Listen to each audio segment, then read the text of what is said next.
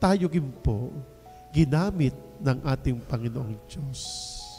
Ginamit niya tayo upang tayo'y makapagpakalat ng binhi ng ating Panginoong Diyos.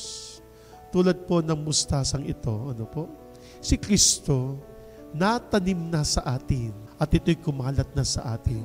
Ang mga mananampalatayang dating kakaunti, ngayon po ay dumami na. Ang pinakamaliit na binhi ang siyang pinakamalaking puno ng gulay.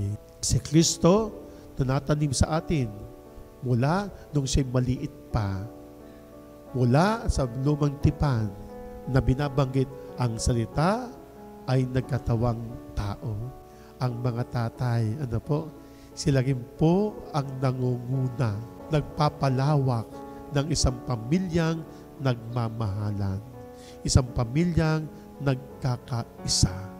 Kung ang tatay ay laging nasa unahan ng pagdarasal, kung ang tatay ay laging nasa unahan ng pananampalataya, tandaan niyo po ninyo ito, pawang kabanalan, pawang kapayapaan lamang ang mangingibabaw sa inyong tahanan.